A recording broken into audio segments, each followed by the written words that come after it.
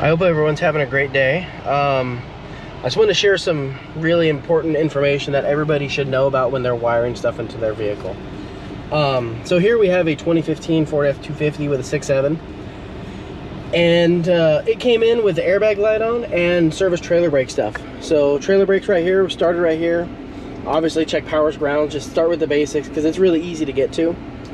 Had power, ground. I didn't have any switch power, so switch power comes from the body control module over there in the corner. Check, there's a whole row of fuses, there's no power to. And looking at the diagram, it comes from fuse, I believe it was 56 under the hood at the battery junction box. So I pulled the fuse out, and obviously they had something jumped into the fuse to run their compressor. Let me go show you that real quick. And whatever they had jumped in obviously blew the fuse, and what that in turn did is that fuse blowing from the compressor pulled all the power from about 5 or 6 fuses. These fuses right here, I don't know if you can see that. So it pulled the power from those fuses. It basically disabled the airbag system because it pulled the switch power from the airbag, disabled the trailer brake control module because it pulled the power from that. And you know, it's not a very good idea if you're just plugging fuses in like that, because it's very dangerous. So now that the fuse is in there, everything's restored. You can see over here, this is my live network monitor, my RCM. I don't know if you can even see that. This restraint control module, it's actually online and talking. And then I have TBC, trailer brake control, that's online and talking. So everything's good. But the important thing is when you're gonna jump into a fuse, I'll show you what they did in a second.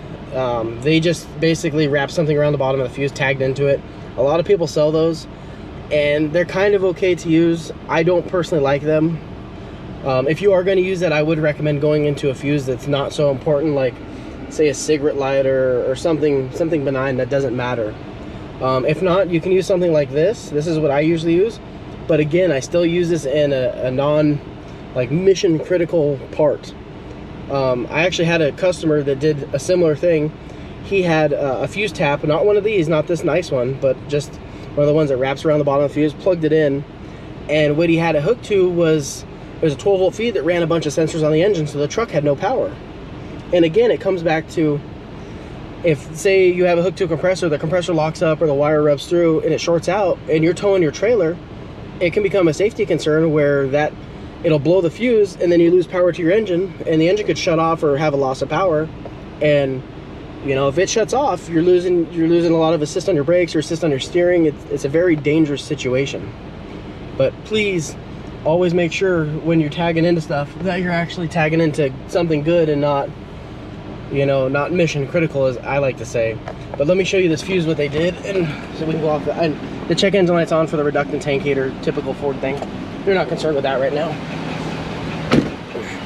So it's still kind of apart. This engine's a little loud. Let's see. Don't want to break that. So this is what they had. And these are okay to use, just don't put it on such a critical fuse. It was in that fuse right there. So this, for now, getting tied up over there. We're going to put this back on.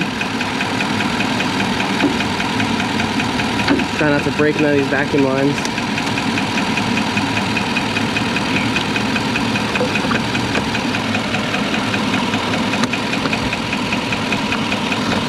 What's going on? How's your green? These have got to be the worst lids, but the lid's on, and this thing's making some crazy noises, but it's affordable, let it be. But make sure the lid's on all the way on these two. So I can't stress the importance of using something like this. The nice thing about this is, see, there's 2 fuse holes, so don't quote me on this, and you got to put these in properly too, because you have to make sure the power's on the correct side. But the bottom fuse is generally fusing the bottom, and then the top fuse obviously feeds the secondary wire, which is really nice. It makes it a little bit easier instead of tapping in the fuse, because I've seen those connections come loose and burn the fuse and cause all kinds of damage. But I'll link these down below if you're interested in some of these. I just buy these on Amazon. They're relatively cheap and they work great.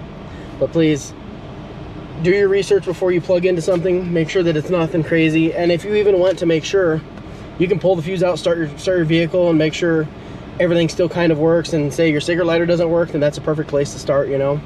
But just always keep that in mind, that you're not plugging into something that's extremely important and you lose that when you're driving, or you know, because in this case, let's say if it was hooked to the compressor, let's say the compressor locked up and then the next day they go drive it and get in an accident and the airbags don't deploy because of that compressor, you know, and somebody could get very well injured. So just please keep that in mind, and don't forget to like and subscribe and comment down below, and have a good day.